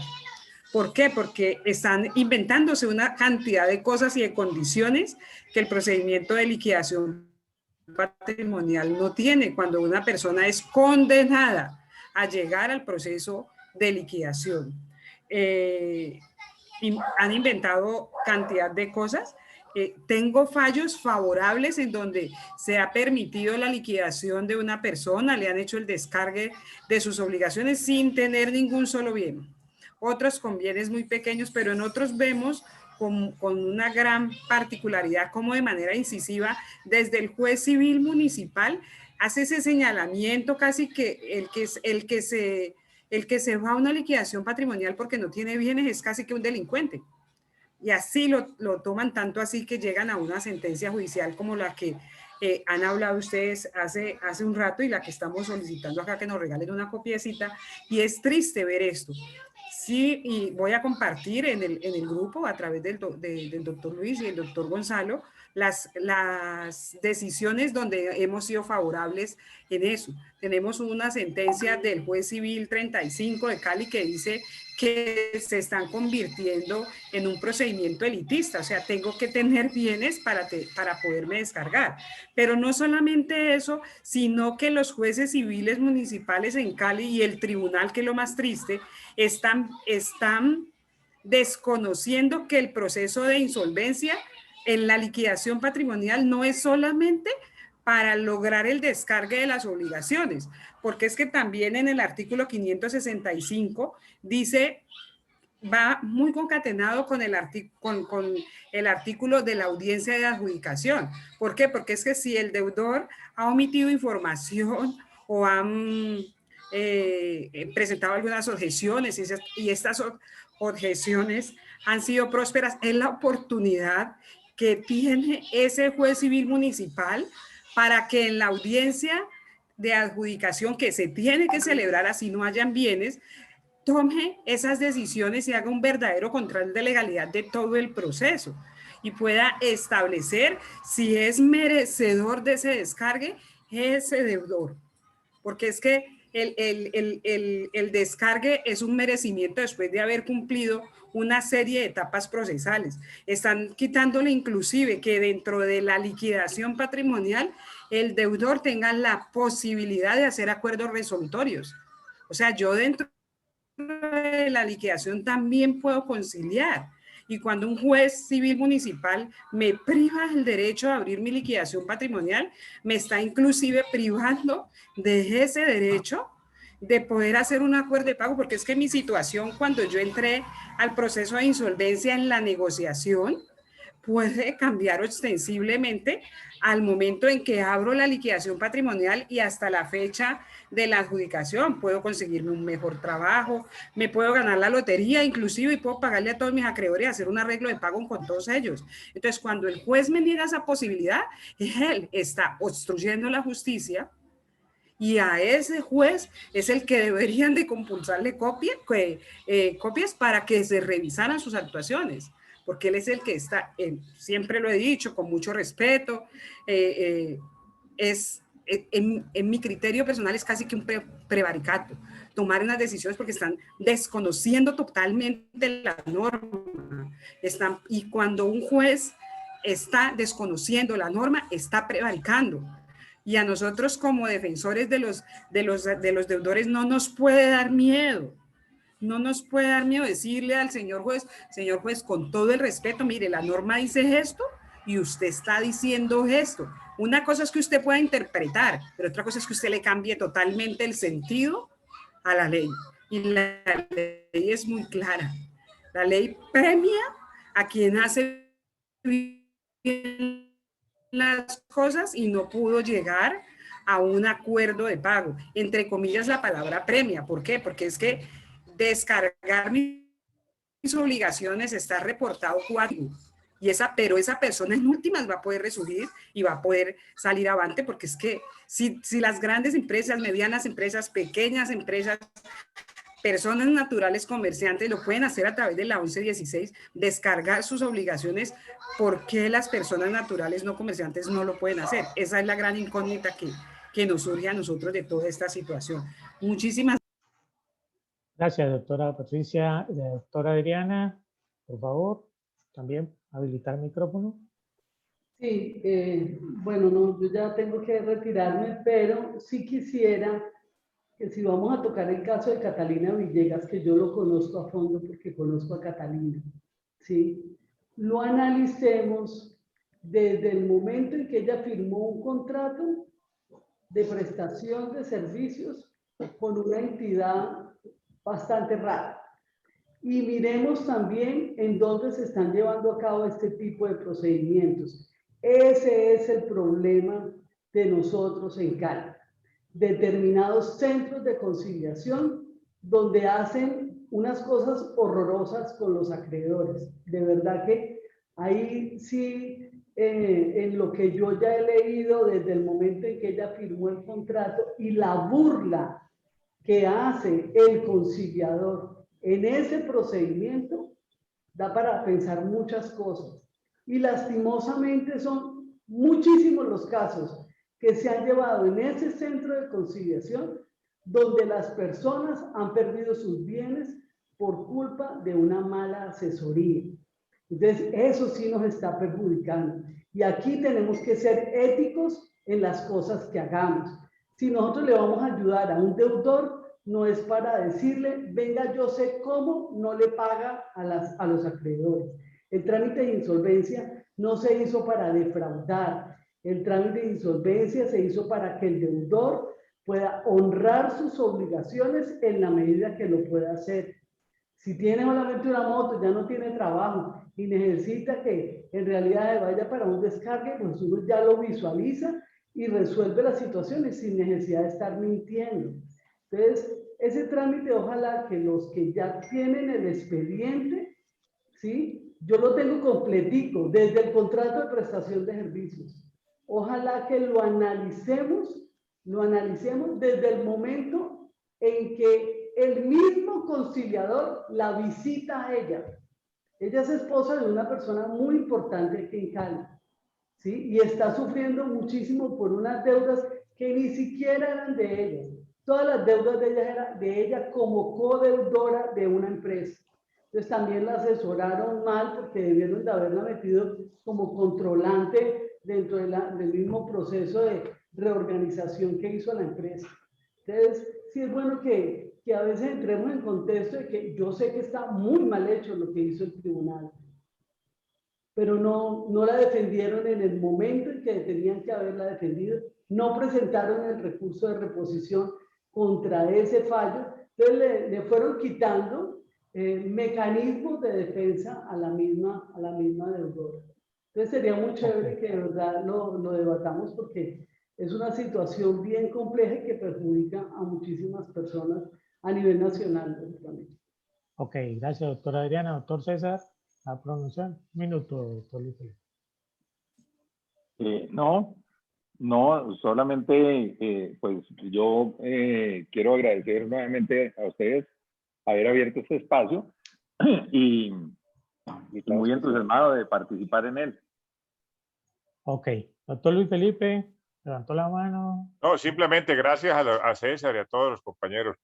Simplemente preguntar si vamos a tocar un tema específico de una persona con nombre propio. Yo no sé, teniendo la autorización de ella o simplemente hablamos el caso genérico porque no lo vería bien, ¿cierto? Tocar el caso de una persona a nombre propio. ¿Ustedes qué piensan? Felipe, ese caso lo conoce todo Colombia. Ese es un tema que académicamente está debatido en todas las universidades, debatiendo en todos los cursos de formación de insolvencia de persona natural no comerciante. O sea, es lo que está hoy en boga y eso lo conoce ya todo el mundo. Entonces, y además es una providencia judicial, entonces yo creo que no tiene ninguna reserva, además es un fallo de tutela, ¿no?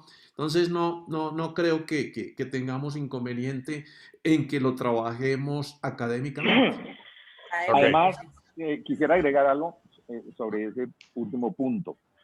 Y es que el detalle de lo que sucede en el caso, a mí no me parece tan relevante desde el punto de vista académico, porque lo importante es con base en qué decidió el tribunal, con base en qué argumentos decidió el tribunal, porque el tribunal ni siquiera se atreve en ningún momento a decir que hay alguna ilegalidad por parte de la deudora. Yo mencioné el nombre porque me lo sé.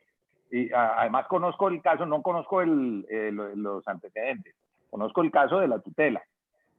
Es más, no conozco el pronunciamiento del juez que negó la apertura de la liquidación, ni el de tutela en primera instancia, nada. Conozco el del tribunal y lo que el tribunal dice. Y con base en lo que el tribunal dice, uno ve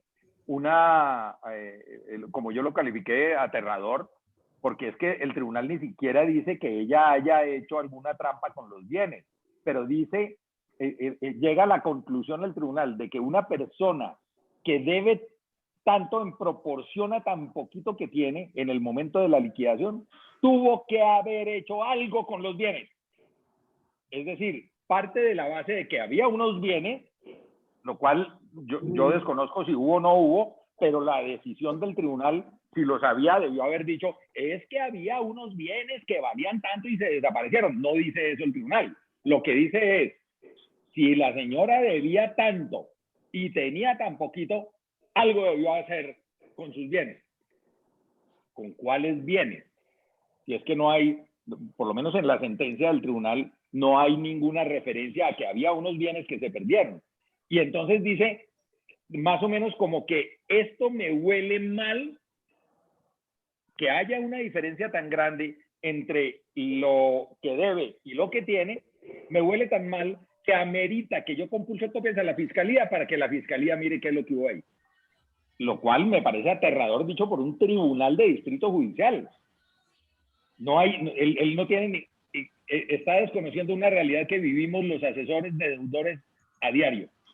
Ese deudor que llega debiendo, como lo dijo la doctora Ramos, que llega debiendo un mundo de plata de empresas, seguramente, a ver, el caso es este, todos los días. Una persona tiene una participación en una empresa de amigos o en una empresa de familia, tiene una participación del 25%, del 50%, lo que sea.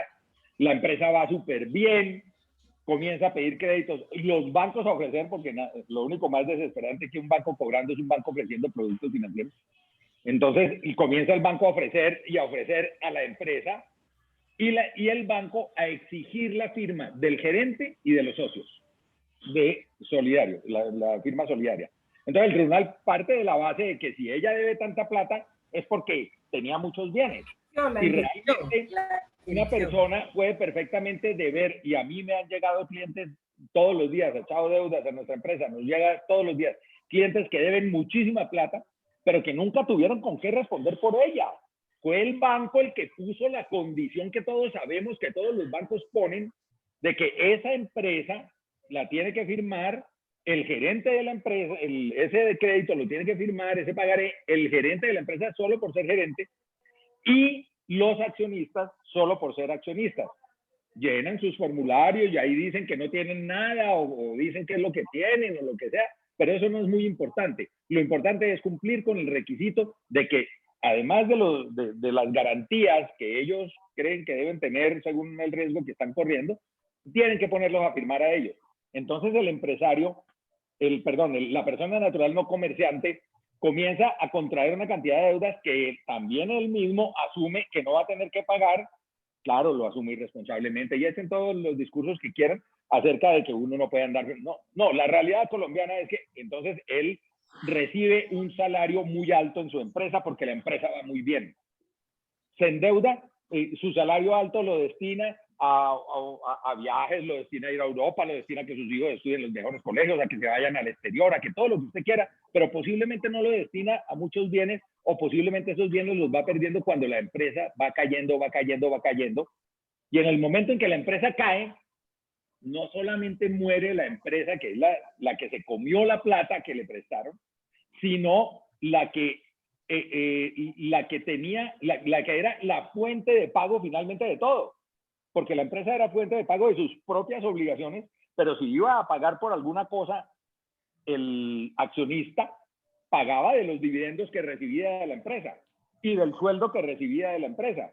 De tal suerte que cuando la empresa cae, se cae todo el aparato, todo el edificio.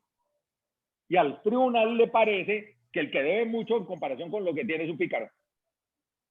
Y tiene que mandarlo a la fiscalía porque si por él fuera, lo condenaba de una vez. Gracias, doctor César. Pero es el efecto intimidatorio lo que a mí me preocupa. Finalmente, en la parte resolutiva, el tribunal ordena que se compulsen copias contra la deudora. Pero en la parte emotiva, llegó a decir que iba a compulsar copias contra el conciliador que había aceptado la negociación de deuda. Entonces dice uno, ¿cuál es el mensaje que está enviando el tribunal? Lo que está diciendo es, señores deudores, ustedes no se atrevan si no tienen con qué responder. Y señor conciliador, si algún imbécil no se ha dado cuenta de mi orden, usted seguramente sí está leyendo esto. De manera que será usted quien, el filtro. A mí no me ponga a decir más las estupideces que estoy diciendo. Díganlas usted. Ajá, gracias, doctor César. Yo les Creo acabo que- de compartir en el grupo la sentencia, entonces me Ah, bueno. confirman, ya Excelente, ahí se las envié. doctora Gracias, Claudia. doctora. Muchas Creo que gracias. vamos a cerrar, son Gracias. 7 Muchas y gracias. 28 minutos. Gracias, Les César. agradecemos mucho. Bueno, muchas gracias a 15 todos días, ustedes. Hasta les luego. Muchas agradecemos. gracias. En 15 días nos vemos, señores. Gracias. Perfecto. Gracias. Doctor Ucros, muchas gracias, Gracias, excelente. doctor Doctor César, Fabio, doctor muy Fernando. callado, Muchas gracias a doctor ustedes. Fabio. Hasta luego. El Hasta luego, doctor doctor Bustos Ucros. también, Doctor como Zanabria, siempre. doctor Albeiro, Bueno, a ustedes muchas doctora gracias. Claudia, Alguien doctora que pronto Patricia, me qué buen debut el suyo. consideren mi nombre para que me incluyan Gracias. en el grupo, por favor. Ya lo vamos Albeiro. a Gracias, Alberto. Por favor, claro que sí, claro que sí. Esto es abierto, todos los que quieran participar en el grupo y pasamos delicioso, la verdad. De modo Muy que, amable, muchas gracias. doctor La Albeiro, próxima convino, Salud. lo que les provoque. mándele Salud, mensaje salud. a alguno de este grupo y para yo incluirlo o cualquiera de nosotros lo puede incluir. Ok, Bueno, Mismo la muchísimas doctora gracias. Patricia. Buenas noches. Muchas Muchas gracias a todos. gracias. Que Feliz tengan noche. buenas noches.